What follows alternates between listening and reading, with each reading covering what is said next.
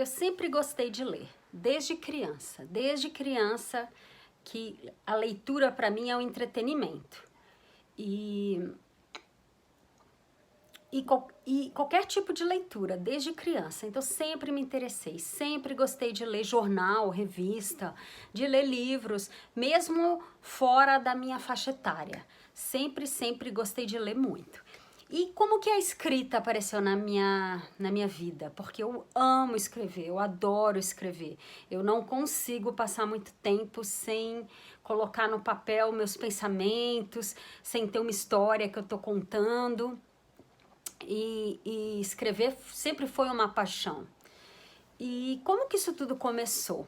Eu me lembro que já desde cedo eu já fazia meus diários e eu já tinha essa conexão com a escrita. E aí tudo intensificou mais quando era nítido, né, na escola. Eu adorava as aulas de redação, coisa que a maioria das crianças não curte muito. E eu sempre ia bem nas redações. Então eu escrevia e eu tive uma professora que realmente me fez ficar fascinada pela escrita. Eu me lembro dela até hoje. Eu me lembro de uma vez e da primeira vez que eu tirei 0 na redação. E eu fiquei assim, aquilo me chocou, porque como eu era sempre a melhor na redação, como as minhas notas eram sempre muito tops, eu falei, como que eu consigo tirar 0 numa redação? E eu devia ter ali, pelos meus 15 anos, alguma coisa assim. Acho que sim, porque eu estava bem no primeiro ano, no colégio municipal que eu consegui entrar, até um colégio bem concorrido e que a redação fazia muita diferença. Mas quando eu já estava no primeiro ano, ela era a professora de redação, Heloísa chamava. Então eu me lembro muito bem dela, muito divertida, bem humorada, e eu ia muito bem em redação. E os professores gostam dos alunos que vão bem na sua matéria, então você fica meio que conhecida do prof. E aí eu me lembro que uma das redações, que era falar sobre o grau de instrução, essas redações que a gente estuda para fazer as provas, para vestibular e tal, então eram vários temas e a gente é preparado desde cedo, né, a escrever sobre vários temas. E era sobre a desigualdade no país, era sobre a educação, era sobre esse tipo de tema, né, e passava um pouco pelo analfabetismo. E eu fiz aquela redação, eu saí de lá envaidecida, brilhante, e aí quando veio minha nota 0 na redação, e eu fui atrás dela inconformada. E ela me disse, não, sua redação é nota 10. 10, tá tudo certo. Gramática, sintaxe, a organização das ideias, início, meio e fim. Porque tem isso, né? Não pode escrever de mais, não pode escrever de menos. Tem que ter link entre as ideias, tem que fazer referências bibliográficas, tem que blá, blá, blá, blá. Ok. E por que eu tirei 0? Porque simplesmente o que eu escrevi era um fato errado. Ela falou, isso é errado, já foi aprovada uma lei e que muda tudo. Então não é mais o que você escreveu. E no vestibular, quando você escreve alguma informação errada, você anula a redação. Pelo menos era assim na minha época. E aquilo foi um choque para mim. E é bom a gente ter esse tipo de frustração, de fracasso e de choque, porque nos faz pensar na responsabilidade do que você escreve. Então, apesar de ter sido um arranjo perfeito e tudo fantástico, aquilo me ligou um alerta do tipo, cuidado também com o que você escreve, né? Hoje a gente chama aí de fake news, de espalhar coisas erradas propositalmente, mas cuidado também com o que você escreve não intencionalmente, mas que difunde uma ideia errada. Então sempre foi minha paixão escrever e de lá eu sempre fui investindo e tenho cadernos e cadernos e por ano eu escrevo muito e tenho muitos esboços de assuntos, de coisas que eu quero dizer. Tenho até um livro que eu menciono muito, que eu quero publicar quando eu me aposentar, porque aborda o mundo corporativo, então não acho que cabe agora, né? Porque tem uma visão crítica e construtiva, eu acho, do mundo corporativo. Mas o que me aconteceu? E eu sempre cogitei assim, eu preciso fazer isso. Eu preciso exercitar esse dom, essa vontade, essa paixão que eu tenho. Só que, por outro lado, eu sempre fui bem em matemática. Matemática sempre foi a minha melhor matéria, matemática, física, até um pouco de química quando entra a lógica. Português eu sempre me dei muito bem com a gramática, porque tem um pouquinho a ver com lógica. Na biologia, que nunca foi minha praia, mas eu sempre me dei bem com a genética, porque também tem lógica envolvida. Então eu sempre tive muita facilidade, gostei muito da área exatas. Então quando eu fui escolher o curso que eu ia fazer, eu não tive dúvida, tem que ser na área exatas. E nunca me ocorreu que eu pudesse fazer nada ligado a jornalismo, alguma coisa que eu pudesse realmente fazer da escrita o meu trabalho. Nunca me ocorreu. Mas ok, porque também não tenho essa alucinação por ser escritora. Eu tenho, assim, uma necessidade, é quase que como beber água para mim, e me alimentar e as necessidades básicas de escrever. Então eu nunca fui nessa linha, porque eu sempre me enveredei. Mas depois de um tempo eu comecei a perceber que todo emprego que eu arrumava, ou toda vez que mesmo fazendo um sistema, né, que desenvolvi muito e comecei desenvolvendo sistemas na área de compras, né, COBOL, Pascal e Clipper, né, que eu fiz um sisteminha para uma empresa menorzinha, depois implantando os grandes projetos de ERP e tal, eu sempre procurava empregos que eu pudesse exercer um pouco isso.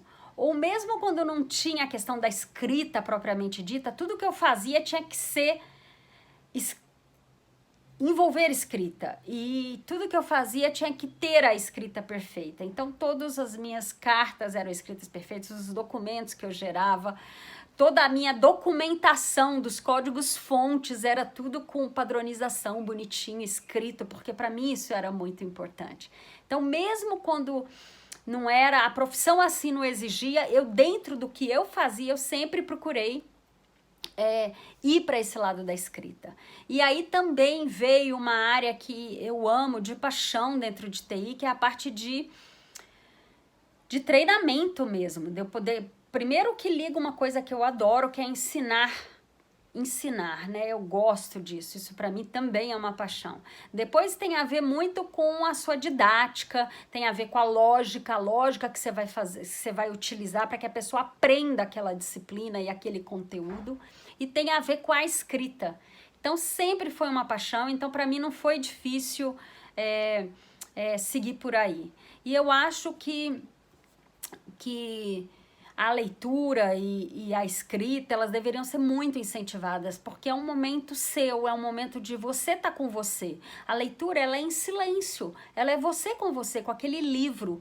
É uma mistura sua com o autor, tentando entender a mensagem que ele quer passar.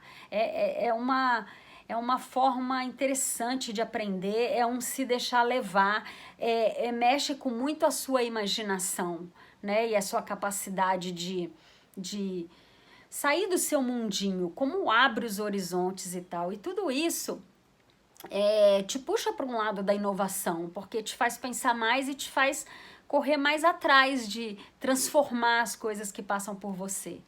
Então, é difícil, né, um teste vocacional, porque às vezes você vai muito na linha do que você faz bem e nem sempre do que você é apaixonado. Eu tenho certeza que, né, eu sempre fui muito melhor em matemática do que em português, sempre. Então, se comparasse então com literatura, esquece. Mas só que não é só isso que a gente tem que considerar o outro também. E um ponto que eu sempre defendo e que eu acho que aqui no Brasil a gente devia pensar sobre isso, né, quando fala em educação, é que a gente devia pensar na primeira graduação e no que você vai desempenhar no mercado de trabalho, mas a gente também tem que pensar na segunda graduação, porque a vida é cada vez mais longa e é muito tempo, e a gente trabalha muito tempo com uma coisa, mas depois aquela outra paixão que tem dentro da gente acorda e bate na porta e nos desperta. Então eu acho muito interessante, outro dia li uma matéria de um escritor americano falando sobre a necessidade da gente se adaptar, né? Até porque a gente vive muito mais tempo, né? A expectativa de vida aumentou muito, né, nos últimos anos. Então a gente tem que sim, ok, fazer a primeira graduação, começar a trabalhar, mas a gente nunca pode esquecer daquela segunda graduação que vai sabe? Nos caminhar na segunda metade da sua jornada. E não tô falando de pós-graduação, de mestrado, de doutorado, ok, isso você vai se especializar mais ainda naquela área, eu acho ótimo, mas é legal também a gente pensar, será que não cabe uma outra profissão? A outra profissão para quando eu já tô mais perto ali, o que eu gostaria também de fazer? Então é um pouquinho isso. E às vezes a vida te encaminha para esse tipo de situação, né? Seja porque você já atingiu o patamar máximo do que você esperava, seja porque você já cumpriu sua missão, você já se satisfez com aquilo. Então, não é incomum em uma determinada fase da sua vida você receber esse tic-tic-toc de próxima fase. E é isso que eu tô vivendo, tô super feliz, tô super motivada e sigo assim. E tá aí. E nos meus canais, nas redes sociais e tal, eu procuro sempre postar as coisas que eu escrevo, os textos que eu escrevo, sejam isolados ou encadeados, de diversos temas que me interessam. E eu às vezes leio o meu próprio texto, né? E aí brincando com as palavras de um filósofo que outro dia eu li, é isso mesmo, como eu entendo o que eu mesma escrevo. Como eu consigo me ouvir durante muito tempo, como o que eu falo para mim mesma é super claro. Mas eu espero que vocês gostem do que vocês vão encontrar por aqui. Beijo.